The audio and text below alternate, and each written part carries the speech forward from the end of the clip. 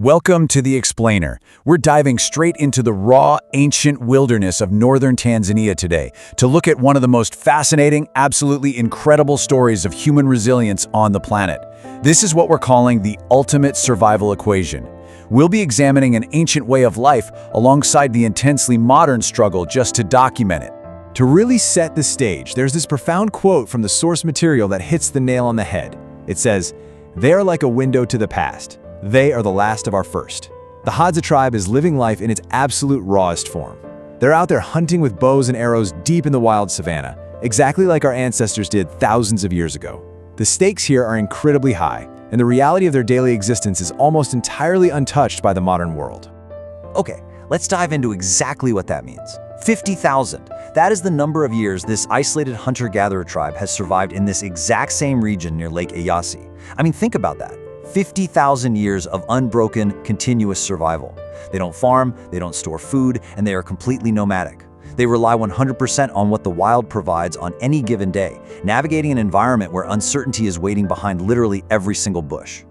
Now contrast that massive, deep history with this incredibly small number, 150. Despite roaming this land for tens of thousands of years, the Hadza only made their very first contact with the outside, modern world roughly 150 years ago. That extreme isolation, it's preserved a way of life that is fundamentally different from anything most of us can even wrap our heads around. We are talking about a worldview built on an entirely different foundation. While you and I live in a reality ruled by clocks, calendars, and, let's be honest, a constant, stressful focus on the future, the Hadza exist completely outside of timekeeping. Seriously, imagine a life where you just don't track birthdays or religious holidays. They don't even have a concept of the future. Their language, Hadzane, relies on these unique clicks, and traditionally their numerical system stops at 2. Anything beyond 2 is just a generalized concept of many. It is a true, absolute, present moment existence. But, living completely in the present moment comes with a pretty sobering reality. The average lifespan is just 32. While they are absolute masters of their environment, the wild is entirely unforgiving. This really low number is driven largely by intense infant mortality. A Hadza woman typically gives birth to 4 children, but the harsh reality is that usually only 1 or 2 will actually survive to adulthood. So, the absolutely crucial takeaway here is that survival is visceral. Imagine being thirsty and drinking directly from a muddy pond, just casually blowing the dirt away before taking a sip. Their immune systems are robust enough to handle bacteria and parasites that would literally hospitalize us in hours. And physical pain tolerance? That is learned from day one. Babies actually learn not to cry when their salty tears burn their open wounds. They just endure the pain, simply because they have to. Now, this incredible physical resilience is matched by pure, unadulterated ingenuity. Watching them craft their poison arrows is like seeing generational science in action. First, they cut a bough from a desert rose tree. Then they boil it in water, carefully skimming off the foam. After that, they let it simmer down until it thickens into this concentrated essence. Finally, they mix it with ash, crushing it with a stone to create a sticky, black, highly lethal poison paste for their arrow tips. It's a total game changer for bringing down large game, and they create it entirely from scratch right in the middle of the bush.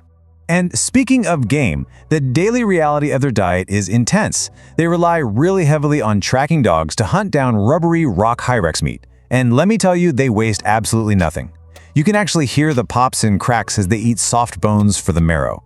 They'll even eat the animal's stomach, and yeah, that includes the half-digested food and stomach acids. But then there's the honey. Oh man, the honey is their liquid gold. It's packed with vital energy. Hunters will endure hundreds of bee stings just to harvest it. It serves as both their food and their primary currency to trade with neighboring groups for things like metal tools or shoes. To really grasp what this life takes, we have to look at the sheer endurance required for a baboon hunt.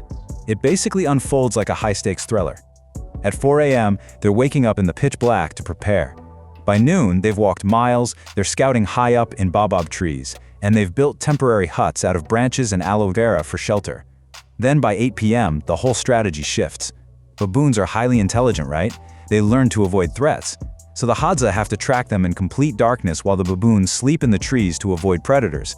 It is an exhausting, incredibly dangerous game of hide and seek. But here's the wild part. Despite all of that incredible effort, this 3-day baboon hunt ended empty-handed. But during post-production, the documentary creators noticed something unbelievable. They caught a single frame showing a baboon fleeing into the night.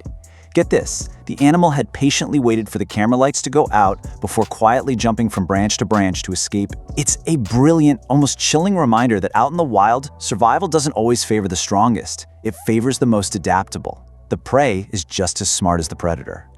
However, the ultimate threat to the Hadza isn't a lack of game. It's actually the staggering loss of their home. In just the last 50 years, the Hadza have lost 90% of their ancestral land. Let that sink in for a second. 90%. They are now confined to a mere 10% of the vast territory they once freely roamed for 50 millennia. So you might be wondering, what exactly is eating up that 90%? Well, it's modern encroachment. Surrounding tribes and communities are steadily moving in, cutting down the ancient trees to clear space for agricultural crops and livestock. And this deforestation directly drives away the wild animals that the Hadza completely depend on for survival.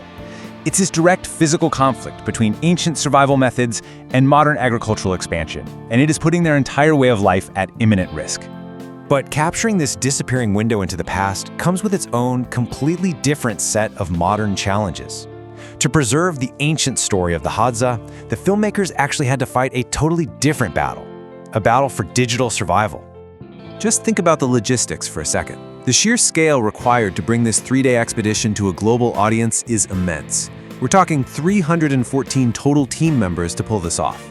That includes 278 voice actors and 28 translators working across 14 different languages. It took 3 full months just to navigate the absolute logistical nightmares of filming in such a remote and hostile environment. But unfortunately, all of that immense effort hit a massive, totally unexpected roadblock. The creator of the documentary reported that their channel was suddenly hijacked. In a single click, 12 years of work was temporarily deleted, wiping out at least $75,000 in expected funding. This sudden digital catastrophe dropped their monthly earnings to absolute zero overnight, severely threatening their ability to fund any future projects. And the craziest part? Even after the videos were eventually recovered from backups, this unseen enemy emerged, the algorithm. The platform no longer favors their restored content, heavily decreasing their views and wiping out the passive income they rely on. This algorithmic shift creates an existential funding risk for future scientific documentation. It explicitly threatens planned expeditions to places like the Krubera Cave, which is an undocumented 16-kilometer deep underground region where entirely new species might be discovered. The creator has even had to put out a plea for direct viewer donations just to stay afloat. Which leaves us with this final, really profound thought. In a world racing so rapidly toward the future, who faces a greater fight for survival? Is it the ancient tribes rapidly losing their physical land to modernization? Or is it the digital creators fighting invisible algorithms to preserve these human stories before they vanish forever?